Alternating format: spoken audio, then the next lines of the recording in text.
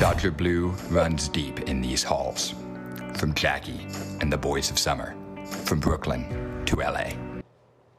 The boys in blue on display in Cooperstown. The Baseball Hall of Fame is honoring the Dodgers World Series win with a brand new exhibit. Yeah, and Jamie Maggio is here to talk about all the cool items on display. What an honor. That's neat. It is. I've never been to Cooperstown. I've always wanted to go. So I'm excited, first of all, that the Dodgers have this exhibit. I know. How impressive. Get the bosses to send you there for it. Yeah, that's a great You idea. need to go do it for research. Exactly. Come Hello. on. Yeah. I mean, this makes sense. But let's bring in Josh Rawitch, who's going to join me now. He's the president of the National Baseball Hall of Fame and Museum. Welcome, Josh, and also a former Dodger, if I may.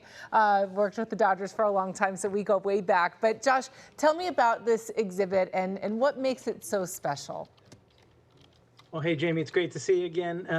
Cooperstown in general, I mean, for those that have this on their bucket list, it's time to just get here and see it, because it's the whole building from the first floor to the third floor. But this exhibit, Autumn Glory, is all about the history of the postseason. And obviously in the last few years, I guess pretty much since I left the Dodgers, they've been in the postseason every single year and won back-to-back titles. So pretty amazing as you look at some of the things we have there, what fans get to see when they come to Cooperstown.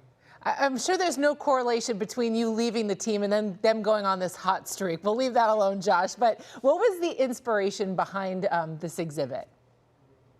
What we try to do each year is actually go to the World Series, and as we think about the storyline and what tells the story, we try to collect artifacts every year.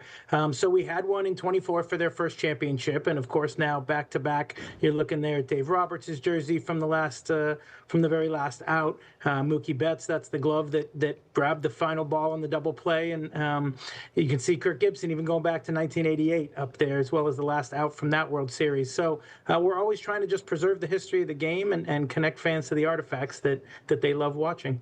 I think it's so cool when you see these game-used items, and then it takes you right back to that moment in time and that pivotal moment, the momentum shift. And there's been so many of those iconic moments for the Dodgers in the last couple of seasons. How do you decide which pieces to feature at the museum?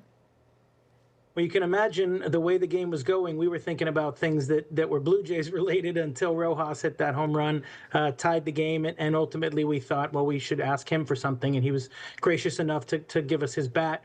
I'm actually holding here a ball that's going to go into the exhibit later this week. This is from Yamamoto that he pitched in the extra innings. Obviously, he was the MVP, and so we're constantly just thinking about what are the storylines that are happening. I mentioned Roberts and Mookie Betts, but nobody thinks about Will Klein, this guy, what he did at Dodger Stadium, came in out of nowhere and pitched all those extra innings, and then Freddie Freeman hit the big home run. So we've got Klein's glove and Freeman's bat from that big game. And it's hard. There's a million stories you can tell in every game, but from our standpoint, being able to get Dodger fans excited when they get here is what it's all about. I appreciate that you're wearing the white glove to handle the baseball there. Just being a fan of the game as you are, and loving baseball and having the history with the Dodgers, do you have a personal favorite item in this display? I mean, certainly being able to talk to Rojas post-game about whether he would be willing to donate the bat. And he's got some really amazing stories. We had originally asked for his batting gloves, and he said those were going to go to the patron saint in Venezuela. Wow. And I said, well, please do not ask. We wouldn't ask for that. We want you guys to be able to enjoy this. We work closely with the teams, the executive teams, from Lon Rosen to the clubhouse managers. Everybody helps us gather all this stuff because it's happening as the champagne is spraying and conversations are going on. It's hard to pick a favorite, but certainly the fact that Rojas was willing to donate that bat, that was one of the biggest home runs in Major League history. And even the last out ball from the '88 World Series that Fred Clare, the Dodger GM, donated is right across the way from the 2025 exhibit. So hopefully Dodger fans will make a trip out here and come check it all out. It's got to be hard to ask for these items as the celebration is happening. Have any fans been out to see yet, or players' reaction?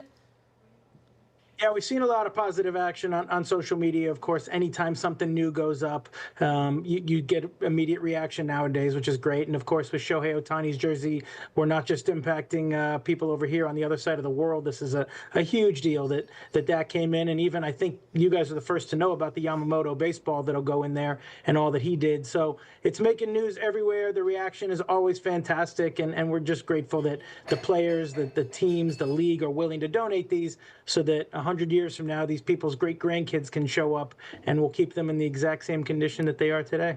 Well, we appreciate the scoop there on Yamamoto's ball. And Josh, great to see you. Thank you for the little quick tour, and hopefully we can get out there to Cooperstown and see it in person. Appreciate you. Thanks, Jamie.